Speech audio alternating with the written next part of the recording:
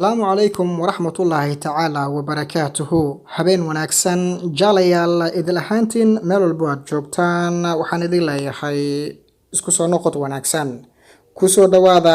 muuqaal cusub. Halka aad inaga daawanaysaana waa Gradadisa Tube. Fadlan haddii ay tahay markaad kugu horeysay channelkan Gradadisa Tube oo soo booqato fadlan subscribe saara channelka. Like, share iyo comment-gana dhiirigelin bay noo tahay oo niyadda noogu dhisaysid. mahadsanid. عيني واوا ايدي واوا يخرب يحسوا فيا بدي حواوا الله عيني واوا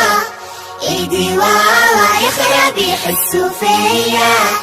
بدي حواوا الله بطلب شي ما بتجيبولي لا تقولوا دلوعة حقي جد كبير بيقح كتير جبتوا له هديات كتير عيني واوا ايدي واوا يخرب يحسوا فيا بدي حواوا الله habeen wacan mar kale kusoo dhawaada qaybtii labaad oo 10 talo ama 10 waano oo aysan wanaagsaneen in naftaada aad barto ama aad adeegsato. qodobkii ugu dambeeyay ee 10aad ee aynu ka soo hadalna waxa uu ahaa guulaha aad gaartay ha ku faanin adigoo la jooga qof waqtigu iyo waayuhu ay ciileen ama uu ku adag yahay. qof waayuhu iyo waqtigu uu ku adag yahay farxadaada iyo guulaha aad gaartay ha kaga warnamin. kusoo dhawaada muuqaalka cusub. fadlan haddii ay tahay markaadii kuugu horeysay please waxaan kaa codsanaynaa si sharaf leh wanaag iyo cizi ku jiro walaalkayga qaaliga ama walaashayda qaaliga ah inaad channelka subscribe saarto, like, share iyo comment-gana videoga aad xaq ahaan u siiso waa haddii aad ka heshay muuqaalka. mahadsanid. 11 shahaadada sare ee aad haysato haddii qof uusan haysan ama wax soo baran ha ku xukumin in uu yahay jaahil nolosha ka dhacay. macnaheeda degree walba ama darajo walba aad waxbarasho ka gaarto ee aad shahaado ka qaadato haddii qof aanan soo qaadan shahaado ama waxba soo baran ha ku tilmaamin inuu yahay jaahil nolosha ka dhacay. jaahil cali kabdheer metela Soomaalidu ha ku tilmaamin qofkaas. hadhihin maxaad ogtahay jaahil baa tahay sidaan baa tahay kada hadhihin. waanada 12aad gabadha aan make up isticmaalin ama dhar qaali ah xiranaynin ha ku xukumin in ay tahay qof walba. waaw waxaan ka hadlaynaa waa dadka ladan ee jeebkooda ladan yahay khaasatan wiilashan ka hadlaynaa. haddii adigu aad nin maxaan ku rahdaa dhammaystiranaya dhaqaaluhu iyo wax walba ilaahay ugu talagalay ilaahay uu siiyay haddii aad tahay gabadha aad la socotid ama xiriirka aad la leedahay ha ku xukumin in ay make up soo isticmaasho ama ay soo marsato ama ay soo xirato dhar qiimihiisu u adag yahay. haddii aysa samaynina hadhihin waa fulxun tahay. sideedana gabdhaha ammaan mooyee aflagaado iyo eray xun lama quro. qodobka 13aad ama waanada 13aad qof kuu adeega ama kuu shaqeeya ha u qaadan in uu yahay qof kaa liita ama maskiin aan wax kale awoodin. wuxuu rabaa inuu xooggiisu xalaal ku shaqaysto. qofkani boss baad u tahay ama waad ka darajo sareysaa shaqaalahaaga weeyaan ha u qaadan inuu kaa liito waayo darajadaas aad gaartay kuma ku siiyey ilaahay baa ku siiyey. maanta way kaa wareegi kartaa isagay u tagi kartaa soo inaad wanaajiso macrifadaada waayo berritoola meesha aad joogto waxaa laga yaabaa inaanan joogin.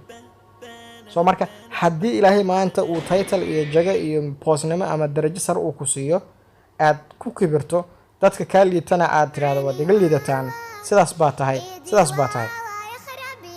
waxba ha sameyn. waayo qofkaasi inuu kaa liito danta ku kalifaysa waxaa waaye inuu xooggiisa shaqaysto iyo diyaar u yahay. haddii aad tiraahdo laakiin waad iga hoosaysaa waad iga liidataa dabcan wuu suxmaynayaa xooggiisana ma cunaayo. waxaa badanaysa markaas inuu fardardaar ama xaaraan ama meelo kale uu ku dhacdhaco oo niyadda uu ka jabo xitaa inuu shaqooyinka dhan naco. waayo haddii uusan shaqo furan karin isaga oo madaxa ka noqon karo way ku qasban yahay inuu shaqaale noqdo. shaqaalnimada dad adigu nacsiiso ama meel walba sida laga dhaho wax qurux badan ma ahan. waanada 14 dalxiiska iyo damaashaadka aad ku jirto ha ugu faanin qof aanan haysan wax uu xitaa taxi ku raaco. مثلا كامبين baad u shaqeysaa ama madaxaad ka tahay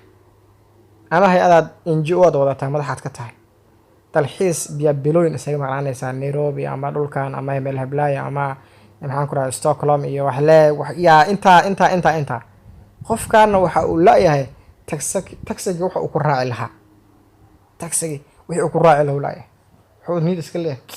akhin kana diyaar u saga dalxiisa oo kaasa go home oo iska wataa iska wareego tabaxu guri isku soo noqono ada taxi raacid la adaniyo wax wanaagsan ma ah waa wax adigu dib ku keeni kara ka ilaali marka naftaada inaad dabiiciin u baahnada 15 farxadaada ha ka hadlin adigoo la jooga qof murugaysan oo kurbo iyo kadeed adduunyo haysto. qofka dib baa gaaray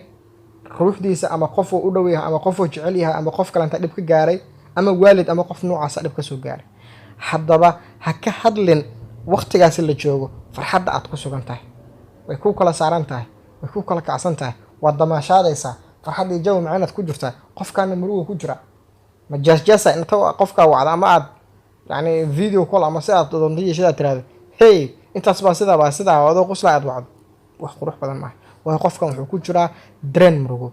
soo ina marka nafsadaada bartaa hadii dareen farxad lagu jiro inaad la farxdo qof hadii dareen murugo leh lagu jirana inaad dareen murugo leh aad la dareento si qofkaasi uu u dareemo waxa haysto in kaliisan haysanin ee garba uu haysto. waanada 16 marnaba ha kibrin oo dadka ha iska weyneyn waayo adigu ilaahay baa ka weyn ilaahay baa koonka iska leh ha iska kibrin korkaas ina ku socota iska dhigin bili aadan baa tahay waxba ma qaadid turaab baa tahay awood ma lihid itaal ma lihid energy ma lihid la hawla wala quwwata illa billah. inaadan iska kibrin baa la rabaa adduunyada ku nooshahay adigoo burna in kaliya baa koorta lagu dhigay malagu nafta ka qaada kugu filan intaas ka badan soo ha isweyneenin waa iska kibrinin marnaba abadan wiligaaba dhaqaalaha adduunka hayso jagada adduunka hayso maanta mansab la sheegto oo madaxnimo ka sareeya ma jiro haddii aad even xitaa ilaahay uu kugu qadaray ha isla weynaanin waayo maxaa tahay bini aadan baa tahay waxba ma qaadid waxba yahata hal mar lagu dhaho kugu filan malagaas duu nafta ka qaado kugu nafsan bis weeyaan ilkaad leedahay adiga dhammaa ee madaxda ee weynka ee sida ahaa ugu maskiinka ah ee hoos jiifa ee iska dayac yani dantaraysan adiga isaga ugu dhul dahab ka samaysan ama qabri dahab ka samaysan lagu magelinaday carrada lagu duugi anta carrada lagu duugi waxa rabtaa haw. waanada 17 jooji faanka iyo boonbooninta naftaada maalkaaga darajadaada iyo awooddaada. darajada ilaahay ku siiyay ha ku faanfaanin ha boonbooninin maalka ilaahay ku siiyay sidoo kale ha boonbooninin milyaneerka hebelowga yaa lagu dhihin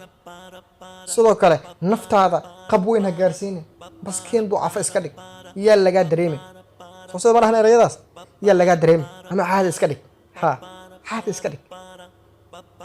waayo mararka qaar danta kugu jirta way naftaada waxay muhiim u tahay haddii maal qab aad tahay iyo naftaadaba iyo maxaan ku raad darajadaada iyo awooddaada aad banaanka keento marta maal haddii aad yeelato ama aad darajo yeelato cadowga kugu hereersanaanayo cadowgaasaad attack u noqonaysaa. naftaada haddii aad boonbooniso aad ka badbadiso ilaaco dhibaato shaydaan naar balaayo kibir baa la galaysaa. maal haddii aad heshana maalku waa fidno oo bila aadanku qofku ilaahay uu si ku fidnayo waayo maamulidiisa kali inaad maalkaas maamusho yaa waxay kugu noqonaysaa shacni fara badan. tusaale ahaan maanta adigoo iska jooga adig ifiirsanaya ee hadda jeebkiisa iska maasha Allah meel iskaga jiro ama ay maanta ka maran tahay haddii $1 million farta laga saaro at that time waxaa laga yaabaa in aad marna ku dhufato ama aad si u noqoto هذه مر فرح حتى فرحة أول فرحة من كهرباء ولا كره ما عندنا قصة فوق وسلا اسكت جبسة له وما حاكم عني ورمال بالسي ما حاكم عني أنا اسكت جبسة له أما هنا هذا الشوك انتقاده 1 milyan markaad aragtoba weliga lama arkin aad waxa laga yaabaa qac kala dhahdo maalku sidiisaba waqti iyo wuxuu kaaga baahan yahay hawl badan isaga hawl kaaga baahan so waa inaad ilaahay mar walba ka baridaa maal oo ilaahay kugu filneynaynin kugu wareeraynin inuu ilaahay subxaanahu wa ta'aala ku siiyo oo micnaheedu ay tahay waxa noloshaada kaafiya inaad hesho micnaheedu noloshaadana waxa ay tahay ana maalka badan yani naftaada kaliya dad ka hesho goon laakiin waxa la rabaa reerahaaga qoyskaaga familkaaga qaraabadaada iyo meelan kaaga xumaanayna wax kugu kaafin kara inaad hesho wixii ka badanna waa wareer okay qodobka 18aad maanta waxaa laga yaabaa in aad tahay qof awood badan laakiin xusuusnow waqtiga ayaa aad kaaga xoog badan ونعم وهو ما أنت هذا تاعي قف أود لي تايتل أما دق هو وقتك أيها كافر أنا دو حق تاعي وحق أتكفانا يسوع ربك كسيي يا كاقادي كرو أو خاص وكيني كرو مر والبا إلهي جل وعلا نديد كوهيسد وأترهدد الحمد لله أنت أن حيستو لقنا بدقلو أفكاغا أدمهاغا awlaadaada maalkaaga wax walba aad adigu maanta mas'uul ka tahay in laga nabad galo taas ayaa muhiim ku ah soo marka waanada 18aad waxa ay tahay maanta waxa laga yaabaa in aad tahay qof awood badan inaha ama awood dhaqaale ama awood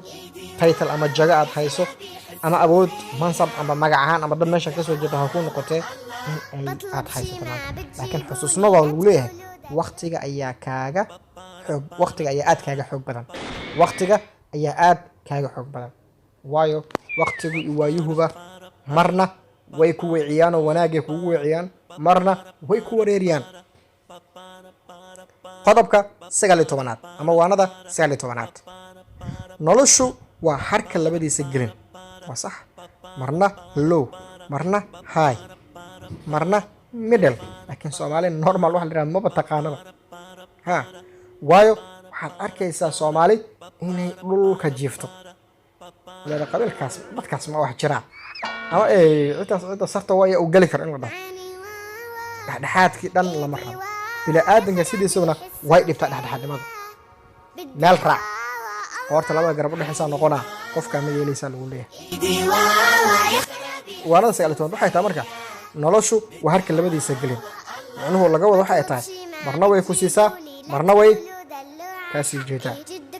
waqtiga iyo duruuftu waa isbedeli karaan xilli kasta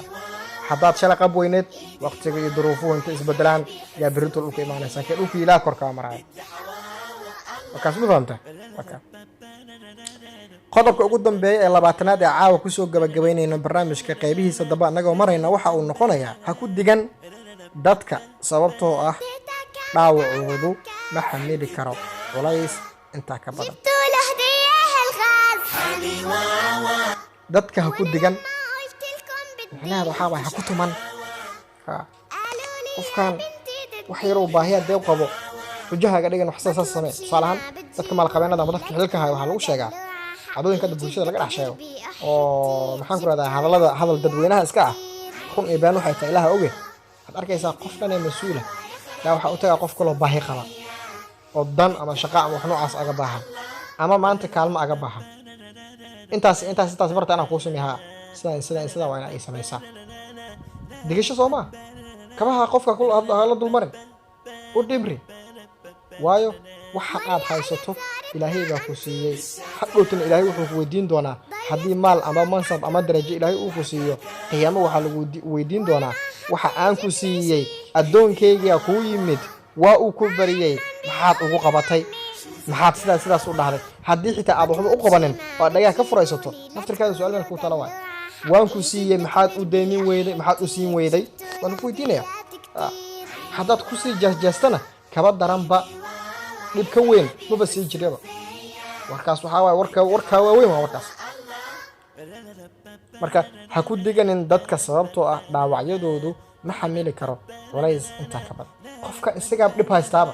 shaqa la'aanaad dishay rafaad waxbuu soo bartay hooyaa tiiri tacab ku bixisay dahabkeedii u gaday wax walba u gaday dhul loo dhibkaas oo dhan la soo marsiiyey adiga mas'uulka ah hadduu maanta uu ku yimaado uu ku dhaho war mas-uulkeygi war madaxdeydii aa tahay warniga wax yaroo shaqaa ii sheeg ama dumar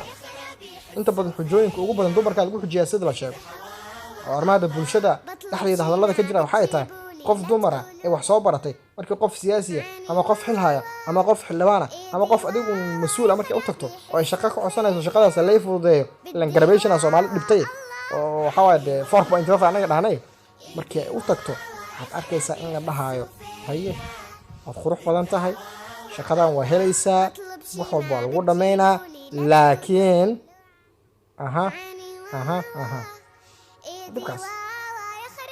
dhibka jiro waa intaas biritoolena su'aal yawmal qiyaama markii la tago waa laga weydiin doonaa cabdigayga baa ku yimid adoonkayga baa ku yimid maxaad u samaysay waxbaan ku siiyay waad nooleed way ku dhamaystirneed maxaad garab u siin weyd waa lagu weydiin doonaa haddaba intaas ayaan jecelahay daawadayaashayda qiimaha mudan inaan kusoo gabagabeeyo caawa 10kii waano ama 10kii xigmadood aan idinkugu talagalay waad mahadsantihiin kulan dambe iyo barnaamij noocan intaan ku kulmi doono waxaan idin leeyahay sharafad leedihiin ilaahay subxaanahu wa tacaala ha idinka raali noqdo dembiyadana ilaahay subxaanahu wa tacaala ha dhaafo ilaahay subxaanahu wa tacaalaana wanaagga iyo waddada saxan ha nagu toosiyo ha nagu haayo aadaad u mahadsantihiin calaykum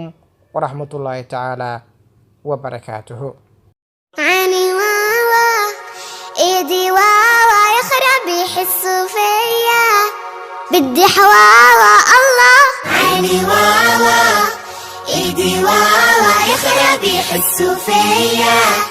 بدي حواوا الله بطلب شي ما بتجيبولي لا تقولوا دلوعة حقي جد كبير بيقح كتير جبتوا له هديات كتير عيني واوا ايدي واوا يخرب يحسوا فيا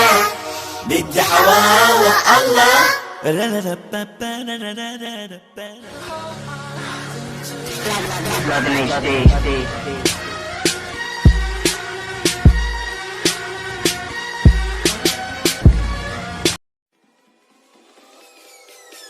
Peace.